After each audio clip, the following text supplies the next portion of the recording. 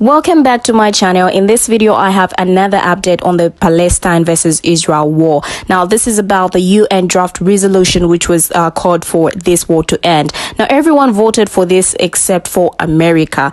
Now, this would have allowed access to deliver aid and food supplies to millions of people in Gaza. And the reason why Americans vetoed is because, according to them, this resolution made no mention of Israel's rights of self-defense. Yes, you heard that right. Anyway, let's take a look at the video in question. Will those in favor of the draft resolution please raise their hand? Those against? We are on the ground doing the hard work of diplomacy. We believe we need to let that diplomacy play out. Yes, resolutions are important. And yes, this council must speak out. But the actions we take must be informed by the facts on the ground and support direct diplomacy efforts that can save lives. The United States is disappointed this resolution made no mention of Israel's rights of self-defense. Every member state should condemn Hamas's terrorism and cruelty, and every member state should call on Hamas to cease its endless barrage of rockets against Israel. Now, the U.S.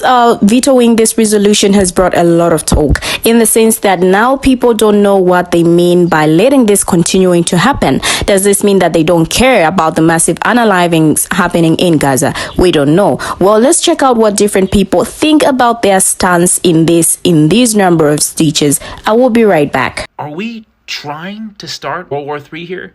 Yup, the U.S. was the only country today to vote against a UN resolution calling for a ceasefire in Gaza.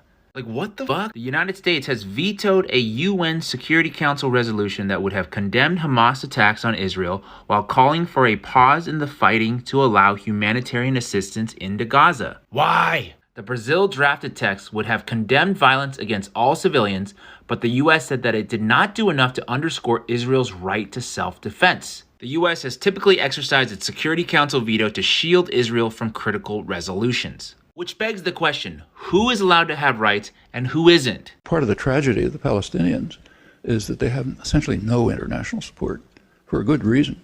They don't have wealth, they don't have power, so they don't have rights. That's the way the world works, you know. Your rights correspond to your power and your wealth. Same inside the United States, same in the international arena. The population is basically irrelevant. The population often strongly opposes government policy, and they're simply disregarded. So the Palestinians, I mean, they may get, statements of support, but and nobody's going to do much for them. The United States vetoed a resolution today at the United Nations Security Council drafted by Brazil that would have provided for a humanitarian pause in Gaza to get life-saving aid to millions of people. The text of the resolution contained criticism of heinous terrorist crimes by Hamas and made no direct reference of Israel. In an attempt to win U.S. support, the draft resolution also did not explicitly call for a ceasefire, instead referencing a, quote, humanitarian pause. 12 of the 15 council members approved the text, meaning that it would have passed the Security Council, except that the United States used its veto. So the United States said no and has a permanent veto. As a result, the resolution failed. There was no successful action taken at the Security Council level to try and get humanitarian aid into Gaza as a matter of binding international law. So here are the comments from the U.S. Ambassador Linda Thomas-Greenfield saying that she vetoed the resolution because the resolution did not mention Israel's right of self-defense. So if the resolution was just silent on that fact, that doesn't take away any rights that Israel or any other government would or wouldn't have in a situation like this. Separately, today in Geneva at the Human Rights Council in Geneva, which is another UN organ, participants at the Human Rights Council turned their back on the U.S. Ambassador to the United Nations, Michelle Taylor, which is an extraordinary display of diplomacy that the U.S. is engaged in at this point. I don't think is being very effective in terms of de-escalating or in terms of trying to figure out a long-term solution that's going to protect everyone's rights in the region. This is a particularly urgent task given the fact that this conflict could very easily spiral out of control. The U.S. vetoed Brazil's resolution to the UN to allow humanitarian aid into Gaza. I just read the letter of explanation, and here's basically the reason. Disappointed that they made no mention of Israel's right to self-defense. What? There's literally a humanitarian crisis happening. for millions of people in Gaza. And we're still worrying about saying that Israel has a right to defend itself. Remember that the US is one of only 5 countries in the entire United Nations that has the ability to veto something like this. So this is like a big flex to veto something outright. And they're like, oh, the president's on the ground in Israel. Yeah, and he ain't doing shit. I don't get it. I'm so sorry, the people of Gaza. We are absolutely failing you. Blood is on our hands. Yesterday, the UN called for a resolution for this conflict to end so that Gaza can be opened up for humanitarian aid to go to Palestinian people to actually give them food and water and every basic human needs that they need. And America was the only people that vetoed it. They said no. Every other person voted for it, and America said no. That Israel has the right to defend itself. So America wants this conflict, this genocide to continue. Can you believe this? Every other person vetoed, yes, let's open up Gaza, let the aid and let the people go and help the Palestinian people. They said no. America was the only one said no. Can you believe this? And all the billions of dollars we're giving to Israel to these people. Do you know right now, if you're not American, but you should know this. If you're American, right now, we have homelessness crisis. We have student loan crisis. We have a food crisis. There are people in this country that are obese. Okay? We don't even have universal health care. All the billions of dollars that Biden is giving to Israel needs to be in America here. We need to help Americans. And we have all these problems. No money. Just a few months ago, the U.S. government was at the brink of shutting down because we didn't have enough money in the government. You know why? Because the money is being given to Israel to commit this war, this side over here. And then this is the situation. You have a chance to vote for a resolution. They said no, and they were the only ones that said no. With all this crisis happening within America itself, you can't even help your own people. You can't give us universal health care. Nothing. We are struggling here as Americans, and you're giving billions of dollars of every American's tax money to Israel, to innocent people. This is the problem in America. So you guys need to stand up and vote for the right people. I don't know who they are. Don't ask me. But, let's figure it out together. But Joe Biden needs to be out of the White House. Vote him out when November elections come, okay? Y'all have probably heard about this by now, but the UN was voting recently on a humanitarian pause to give life-saving aid to the people of Gaza, and of all the countries out there to either vote for it, against it, or abstain from voting, only one country voted against it, and of course, it was America. In voting no, the US has vetoed this resolution. Even after being provided a more watered down version of it, America still voted against it, and in voting against it, America has also refused to condemn all the violence against innocent civilians in the Israel-Hamas war, or as I would like to call it, a genocide. After the vote, US Ambassador Michelle Taylor went up to speak. I want y'all to watch what everybody does here. Thank you for the important dialogue we shared with the last people.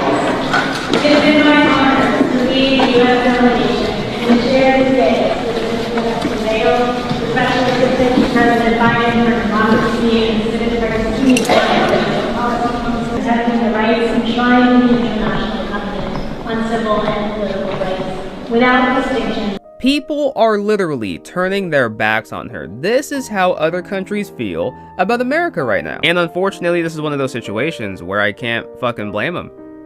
Their feelings are completely justified. Now, Joe Biden has come out and announced that America will be providing Gaza and the West Bank with $100 million in humanitarian aid. He has also advised Hamas to think twice before they attempt to divert any of the funds. But then more reports came out that announced that not only has Joe Biden pledged his unwavering support for Israel, which we already knew, but that he will be providing private backing for Israel's ground invasion of Gaza. America is such a self-centered country. It is insane. America being the only country to vote against a humanitarian pause makes no sense. It just makes no sense to me.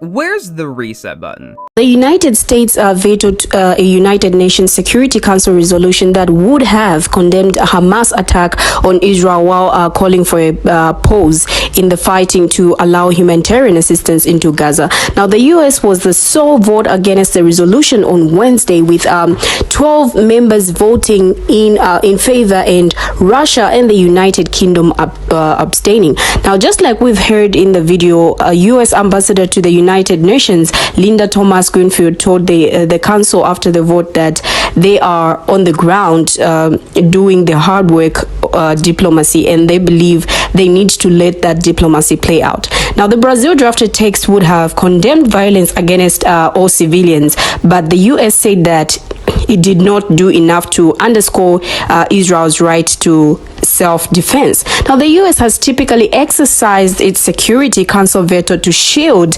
Israel from critical resolutions. The veto came amid soaring tensions in the region, with crowds of protesters taking to the street in several countries after an explosion at a hospital in Gaza drew widespread outrage. Now, Palestinian authorities said at least 471 people were unalived in the blast that was caused by an Israel air raid.